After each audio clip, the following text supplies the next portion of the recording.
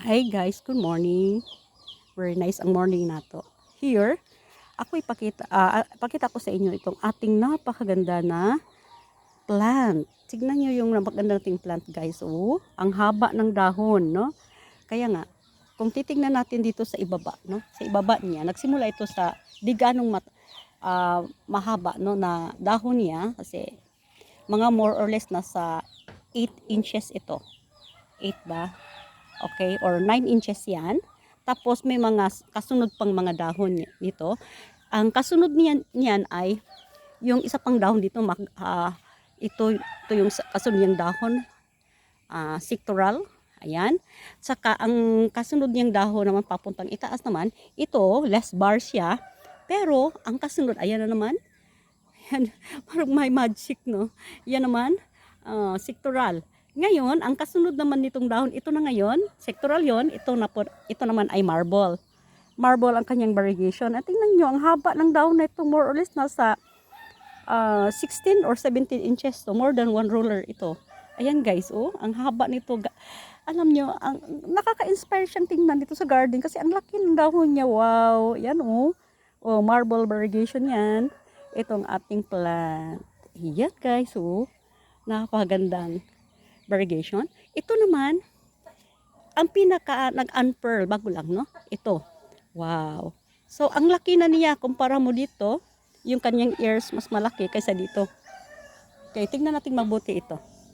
Ayan guys, oh. Wow, ganda din ng kanyang variegation, hindi ba? Di ba? Ang ganda talaga.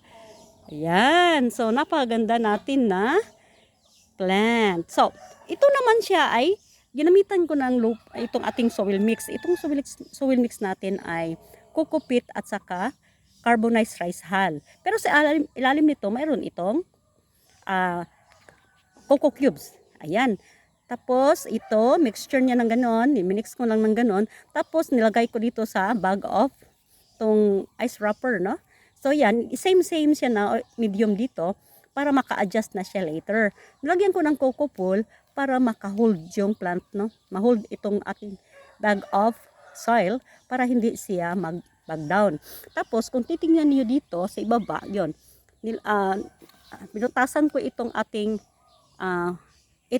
bag, no, bags of soil para diyan papasok yung kanyang mga roots para ready na siya kung gusto natin i-propagate kasi nagkaka-aerial roots ito. Ayan, para ready na siya, kung i-cut natin, ready na, so handa na. Saka tapos madali na siya makapag-adjust dahil nga same siya na medium na ginamit. Ayan guys, so mayroon din itong mga puti-puti dyan, tignan nyo yung mga puti-puti dyan, oh. Ayan, so ito ay fertilizer, itong slow release, gaya ng thermocoat, ganun. Ayan, na nilagay natin para ma-maintain yung kanyang maging healthy siya. Ayan guys, no? Ayan, so ito na ngayon ang bago niyang dahon, kaya huwag lang tayong mawala ng pag-asa kung sakaling may mga full moon ng ganoon, yan, ganyan yan. No, full moon yan, pero matagal na to, pero nandito pa rin siya, hindi siya nalulusaw. Kasi yung kanyang dahon ay medyo matigas din naman.